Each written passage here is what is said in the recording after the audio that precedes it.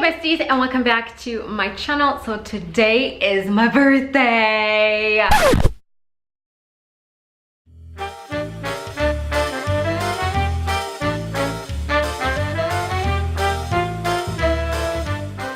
I'm here to share with you guys some very fun 27 things that I have learned in my 27 years of life.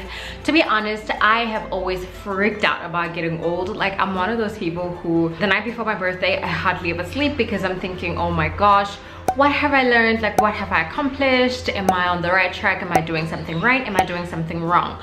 I think I'm way too anal when it comes to my life. But I also really want to know what it is I'm doing, and I like to know that there is at least some progress and I'm moving forward in my life. And you know what, I just wanted to share these things with you guys because it will be a good record for me to look back on when I turn 37, which is a decade from now, and I'll be able to say, oh, let me see what I've learned like 10 years since my 27th birthday, if you get what I mean. I'm one of those people who I literally am anal about my life, and I'm my biggest critic. I always sit and pick at myself like, oh my gosh, you should have done better there, you could have done this, you could have done that, would have worked out if you did that. But at the end of the day, when I sit down and I actually look at what I have achieved, I mean, I'm very proud of my achievements. I've learned to be proud of my achievements and to give credit to myself where it's due. Be kind to myself. When I look myself in the mirror, I tend to pick again at myself. I always try and find something wrong, which is not always the best thing to do, especially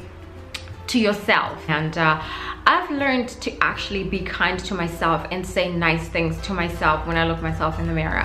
And in that, I've also learned to be kind to other people. Beauty comes from within, and this has been the biggest one for me. There is nobody, like absolutely no person, who can come and tell you that you're beautiful if you don't believe it yourself. Because regardless of how many times people keep telling you, oh my gosh, you're so beautiful, you're just gonna keep saying, ugh, whatever, or you're just gonna brush it off because deep down you don't believe it. So you have to believe that. To love myself before loving somebody else. For a long time, I had this big issue about my cheeks. I always felt like my cheeks were bigger, and I really didn't love myself for that. And I always like wished them away for the longest time, until one day Kayla actually was touching me and she said, oh my gosh, you're so squishy.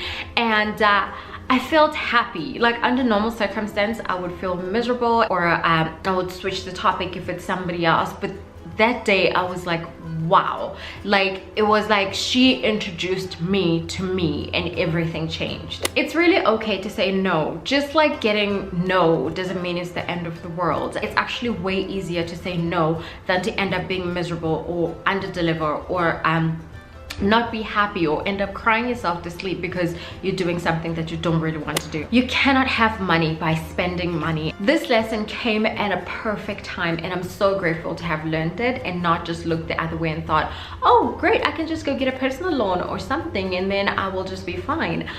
Instead, I opted to just get myself together and stop spending money. Although I really do like spending money still, but I do have an amount allocated for my spending every month, which has been great. When that's depleted, that's depleted. Like, girl, bye, you don't have money. Buying things cash is so much easier and so much quicker than buying things on credit. Just like buying things secondhand is not the world's biggest crime. I always used to think I cannot buy things on secondhand, like it has to be brand new, because I am that girl who liked to, like, you know, own something. I want it to be mine.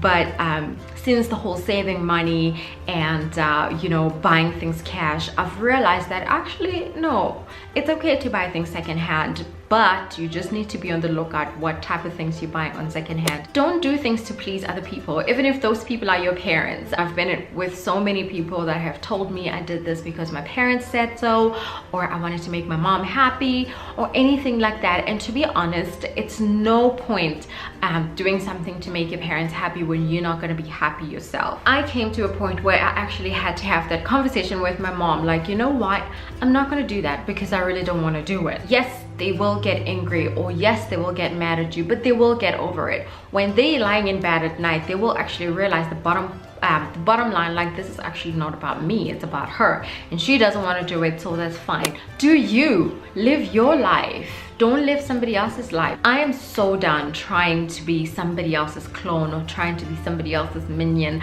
I went through that phase when I was in middle school where I really tried my level best to try and fit in and be somebody else's friend and just be like them so that everybody can like me. But I realize now that actually, you know what, I can just be me. You can like me as me, or you can move on along. That's fine.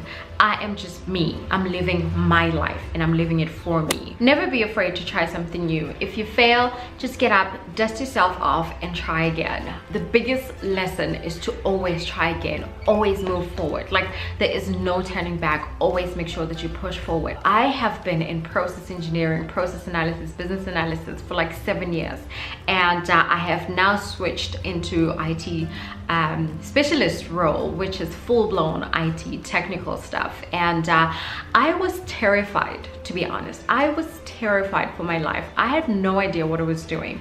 All I knew is I have a degree in IT. I'm a bit of a techie, but not too much. But I needed something new. There will be moments where I fail, and that is okay. What matters is how I'm gonna handle that. Getting up, dusting myself off, and trying again.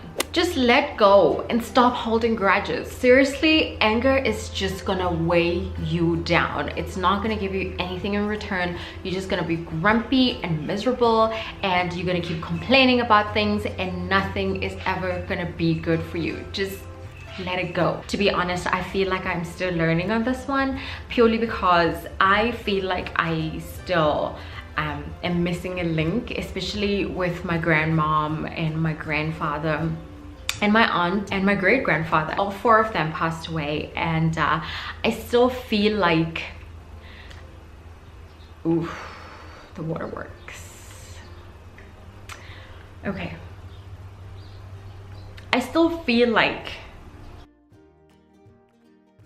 understand that some people will come and go in life. That's just the way it is. They say people are in your life for a reason or for a season. They're there to teach you something, and then they go and they move on.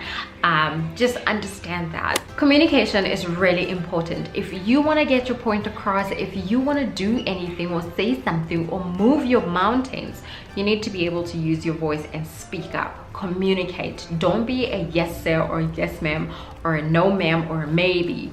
Speak up and speak your mind. It's okay if you don't click with somebody. Seriously, it's not your fault. Sometimes there's really nothing to talk about. Like, we don't click at all. We like worlds apart. Don't try and force friendships or relationships. Seriously, it's gonna bring you more harm than anything else, and you're gonna end up with a broken heart, tears, crying yourself to sleep, and it's not gonna be good for you. Know when to walk away. Seriously, I cannot tell you guys how many times I've stuck in friendships where I was like, maybe it's gonna work out, you know, maybe just give it a second chance. Like, no. Know when to walk away. If you've done your part, if you know you're not on the wrong, walk away. And the same thing goes for relationships. Parenting is really hard. Like, you guys, it's hard. K-Bear is literally the best plan we've ever made. The best plan. I mean, it worked out way better than our marriage plans. And every day it's a learning curve, and every day we take it like one step at a time, but it hasn't been easy. And I'm not gonna lie to you guys, people say I make it look easy, and I probably do, but it's really hard. I'm constantly worried about screwing up this little girl. I'm constantly worried about something going wrong. Am I disciplining her enough? Am I being too hard on her? It's all these questions that it's a day in a life of a mom or a dad, but they still kind of keep you awake at night while you're thinking, did I screw her up today? Did I break her completely? What am I doing? Am I going or coming? What is going on? But parenting is also very fun. It's the most rewarding experience ever. Like, seriously, I cannot change being a mom for anything. If anything, I will have like a million babies running around this house. They'd be driving me crazy. I'll probably be pulling out my hair, but I'll be the happiest mama ever. Patience really is a virtue. I want things and I want it now. unfortunately, I've been through so many cases where all those things that I wanted and wanted now never really worked out because I wasn't patient. I ended up buying the wrong things because what I wanted wasn't there and I wasn't patient enough to wait. So I ended up getting a second option, which never really worked as good as the first option would have. I can go on for days, but I have learned to be patient. Driving is not as easy as everybody makes it look.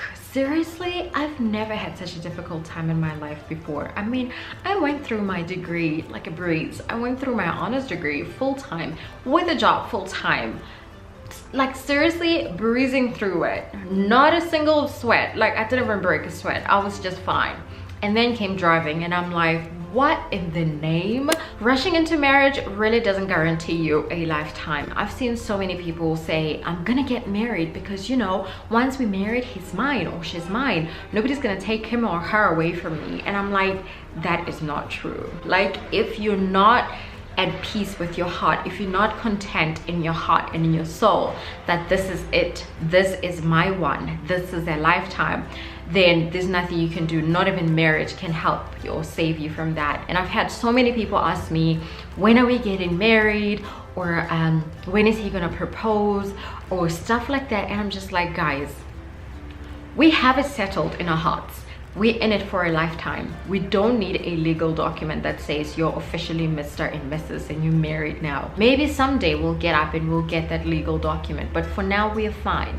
Marriage does not guarantee a lifetime. And when they said once you turn 21, time flies, they were not lying. They were not lying at all. It feels like just yesterday when I was so excited, turning 21 with a little necklace which had like a little key and like a 21 at the end, and now I'm turning 27. And to be honest, I look back on that day and those memories and those times, and I wouldn't go back, because even if I went back, I would do everything exactly the same way that I did it. I'm perfectly happy with where I am and where I've been, and I'm pretty excited to see where I'm going. So yeah, that's what I wanted to share with you guys. Seriously, this has been the best birthday of my life, and you may be wondering, how is it the best? You're sitting at home. Yes, I am sitting at home, and for me, this is it. I'm about to go get Kibbles Bunny from school. This is gonna come home. We're gonna buy a cake, take a ton of pictures, and then that's it. Like, that is it. I hope you guys enjoyed watching this video. Please go ahead and give it a thumbs up if you did, and don't forget to subscribe and hit the bell next to it so you get notified each time I upload a video. And until then, I will catch you besties later. Bye besties.